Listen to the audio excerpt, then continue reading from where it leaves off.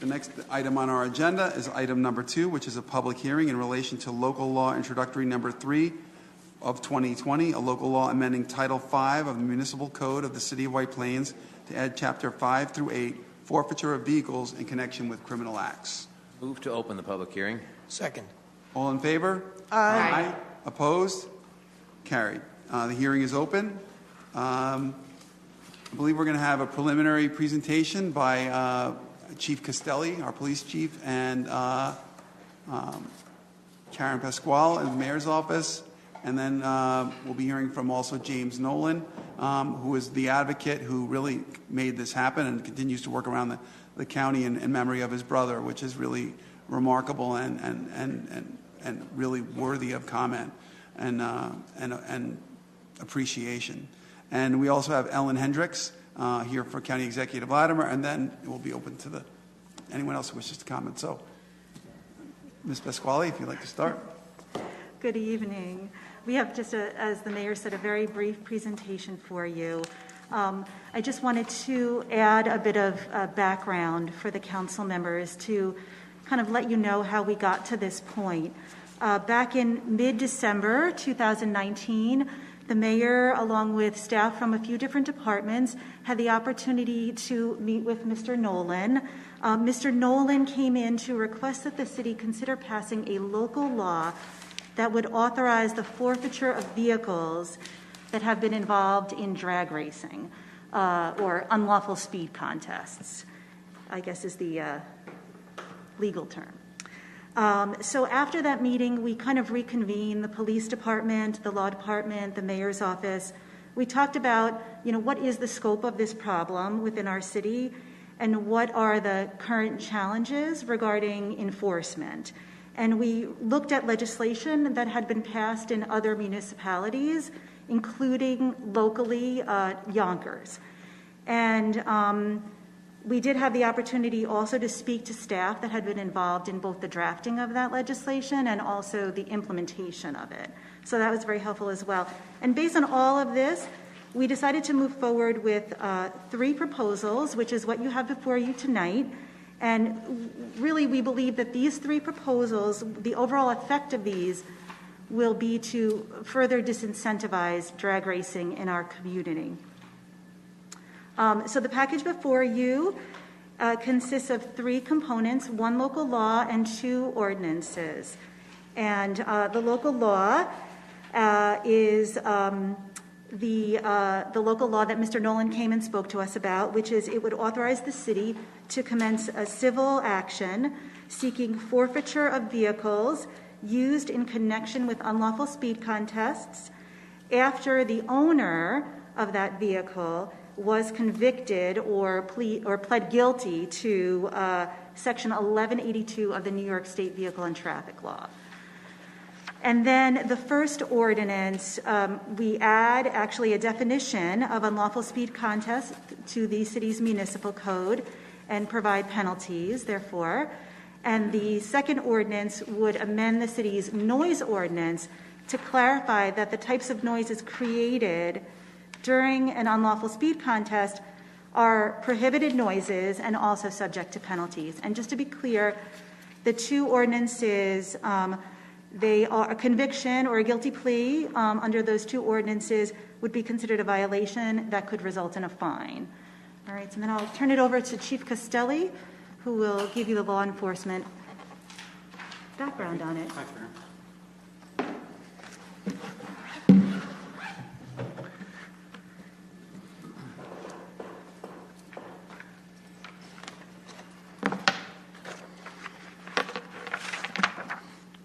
Mr. Mayor, council people, good evening. This is the first time I believe I'm addressing you, and I promise you I will be brief, and I do thank you for having me here tonight to talk about this. From the police standpoint, over the past 4 years, 2017, we've had 17 incidents of reported of speed contests. 2018, 12. 2019, there were 20, and so far this year, there have been 19. It doesn't seem like a lot in the scheme of things, but the fact that it's going on, and if any of you live in an area where you can hear it, it can be rather bothersome.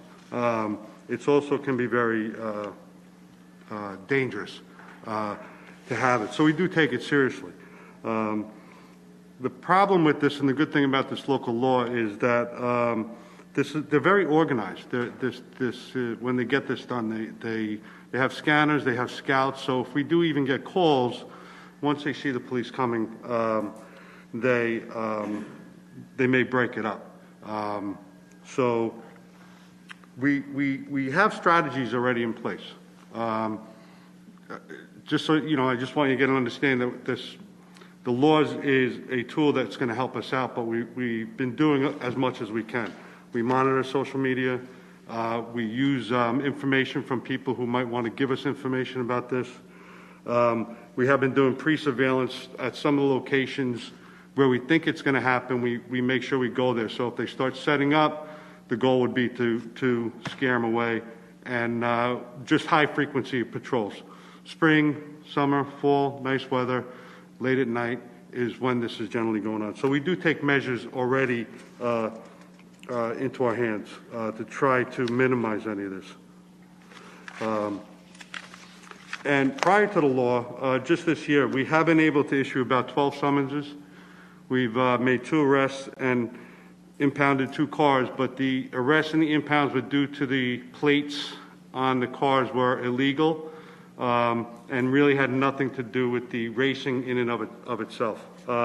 So what this ordinance and the laws, I think, will do, the New York State V&T law is very vague when it comes to unlawful speed contests. It really doesn't even define what it is. This local ordinance will actually define it, which makes it easier to enforce. The fact that the law is a little vague also opens up all sorts of defenses. If you go online, you can read how somewhat easy it is to get around some of the stuff.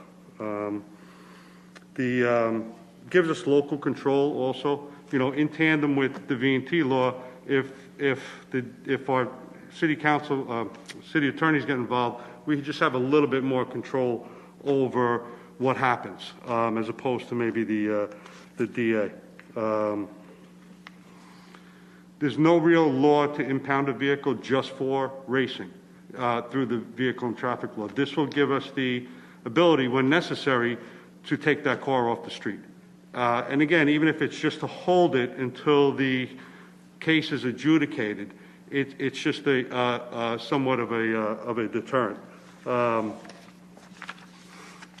That's pretty much it in a nutshell. As I said before, it's just another tool. I don't think it can or will replace any V&T laws or any other enforcement that we're trying to do. But certainly, if we have other options, which the law and the ordinance will provide the police department, it's got to be a good thing. In the long run, it is about safety and preventing just bad things from happening. And so, on that note. I think I'm done, and I think James would like to say a few words. Yes, thank you very much. Yes. And on a side note, thank you for the radios.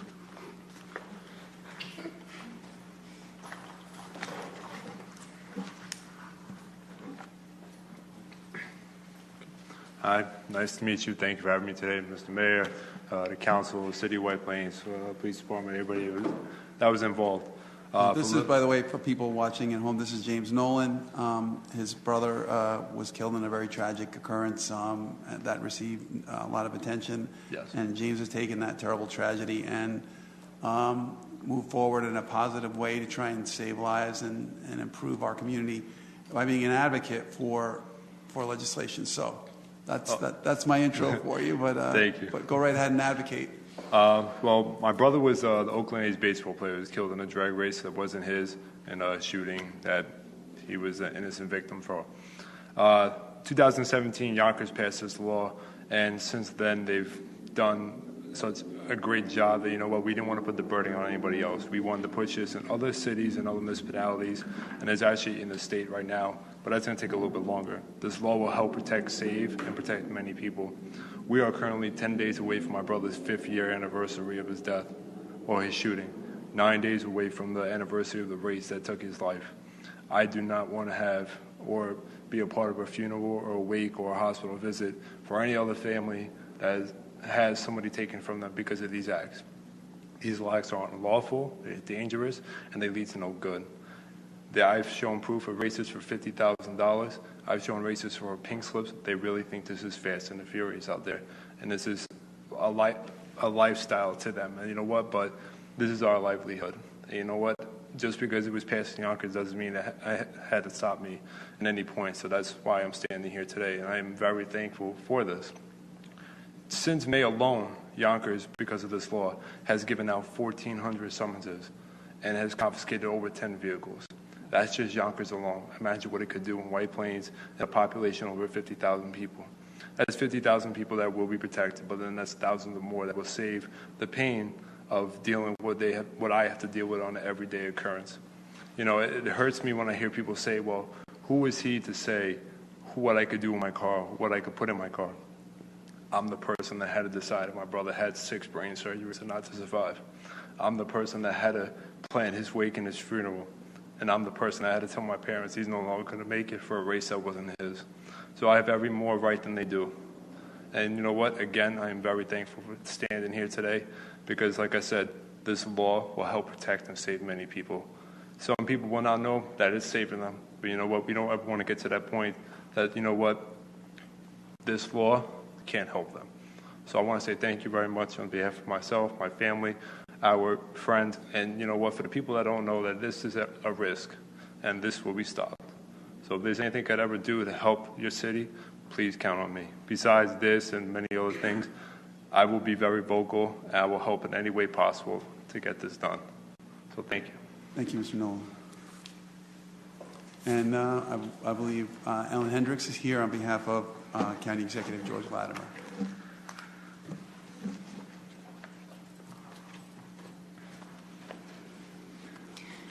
Mr. Mayor, members of the Common Council, Chief, and James, and everyone else.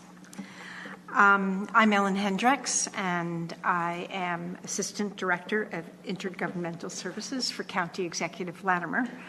And I'm pleased to attend this public hearing on his behalf. He apologizes for not being able to attend as he fully supports the efforts of James Nolan to reduce the incidence of drag racing in municipalities throughout the county. A number of other municipalities are considering similar legislation, and in fact, and you just heard this, Yonkers enacted a law last year and has issued some 1,400 summons since May alone. Obviously, I've been speaking to James. Unfortunately, Westchester County does not have the legal authority to enact these types of measures. Only cities and villages throughout New York State do.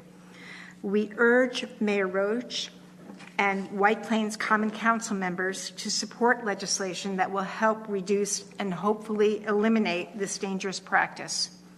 Make no mistake that while street racing has been discouraged in Yonkers, it will migrate to other communities, including White Plains. We, along with the advocates, urge you to pass a similar law in this municipality. It is even more relevant today as drivers have taken advantage of fewer cars on the road due to the pandemic, and speeding and drag racing have increased as a result. Thank you, Mr. Mayor and Common Council members, and thank you, James and Captain. If this bill goes forward with the public support it warrants, you will all undoubtedly save lives with your proactive actions and legislations. Thank you. Thank you, Ms. Hendricks. Is there anyone else who wishes to be heard with regard to this hearing? Is there a motion to close the public hearing? Councilwoman Puja? Thank you. I also agree. I think it's the education piece and letting people know when they're leaving Yonkers that they're not coming here to do it here. It's 10 minutes away, and they could be here doing it on our streets. And it's important to remember also that, just like Mr. Mayor just mentioned, it's not just for those involved in drag racing. We just heard this unfortunate story about James's brother Michael. It's bystanders. It's people. It's the neighborhoods that they're going through. Whether or not you're in that car and you're choosing to drag race or have a speed contest, there are people whose lives are on the line without even knowing. So I think that this is a great example where the Nolan family, especially James, has taken a tragedy and turned it into triumph, and he didn't stop at Yonkers, and he won't stop at White Plains. I'd like to thank Chief Castelli and Karen Pasquale for also speaking tonight, because the actual forfeiture of a vehicle is sending a stronger message that it won't be tolerated on our city streets. And it's helping the police department have another tool, as we discussed last meeting that we had, in their toolbox. And that word will get out. And when people realize that their car is on the line, maybe they will consider coming to this and other municipalities. I'm glad to hear that our county exec is in full support of this, as I am as well. And even though they can't do something countywide, I'm confident that James will continue his way through other local towns, cities, and villages to make sure that it's a safer place for all people that are there. And I think that it's wonderful that as we near the 5th anniversary of his brother's tragic death, that we're honoring him in this way, and for keeping the safety of our city and our residents. Thank you. Thank you, Councilwoman. Any other comments at this time? Madam Clerk, would you please call the roll? Mr. Brash? Yes. Mrs. Robinson? Yes. Mr. Martin? Yes. Ms. Presser? Yes. Mrs. Fusion? Yes. Mr. Mayor? Yes.